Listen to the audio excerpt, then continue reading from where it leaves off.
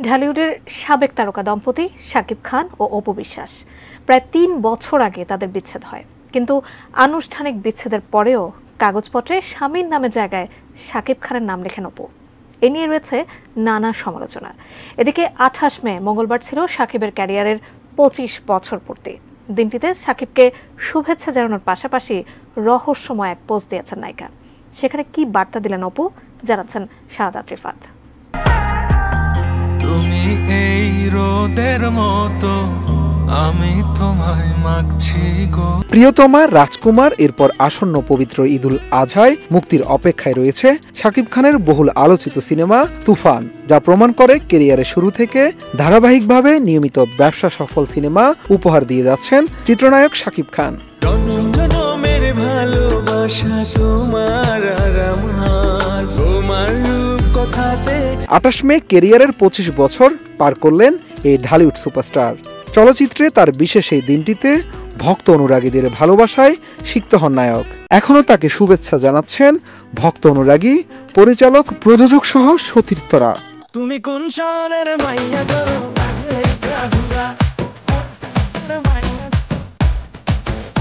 এছাড়া বিশেষ এই দিনটি উপলক্ষে প্রকাশ্যে এলো পবিত্র ঈদুল আজহায় মুক্তির অপেক্ষায় থাকা রাহেন রাফি পরিচালিত শাকিব খান অভিনীত তুফান সিনেমার গান লাগে উড়াধুরা।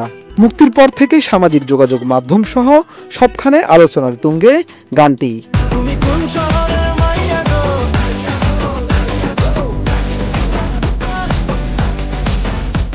নায়কের বিশেষ এই দিনটিতে শুভাকাঙ্ক্ষীদের পাশাপাশি শাকিব খানকে শুভেচ্ছা বার্তা পাঠিয়েছেন সাবেক স্ত্রী অপু বিশ্বাসও। গতকাল শাকিবকে অভিনন্দন জানিয়ে সামাজিক যোগাযোগ মাধ্যমে একটি রহস্যময় পোস্ট দিয়েছেন এই অভিনেত্রী। কি লিখলেন এই চিত্রনায়িকা? সামাজিক যোগাযোগ মাধ্যমে দেয়া ওই পোস্টে অপু বিশ্বাস লিখেছেন, ৭২টি ছবি, কোটি টাকার কাবিন, বউ এবং সন্তান আব্রাম খান জয়।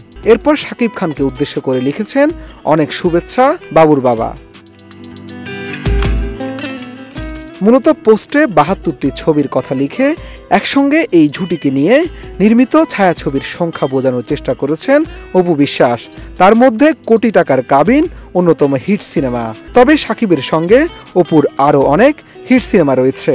তাই অনেকেই প্রশ্ন তুলেছেন, এত হিট ছবির নাম থাকতে অপু কেনই বা কোটি টাকার কাবিন সিনেমার নাম জুড়ে দিলেন।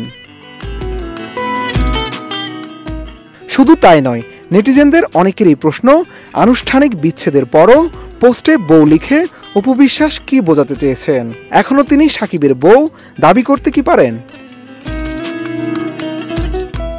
অন্যদিকে শাকিবের বিশেষ দিনে অপুর মতো কোনো পোস্ট বা শুভেচ্ছা বার্তা দিতে দেখা যায়নি নায়কের আরেক সন্তান শেহজাদ খান বীরের মা শবনম বুবলিকে।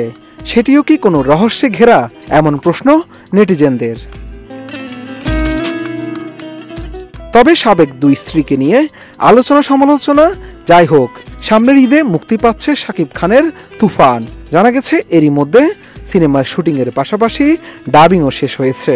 প্রায় ৪১ দিন ভারতে তুফান সিনেমার শুটিংয়ের পাশাপাশি ডাবিংয়ে অংশ নেন ঢালিউডের কিংখ্যাত এই অভিনেতা।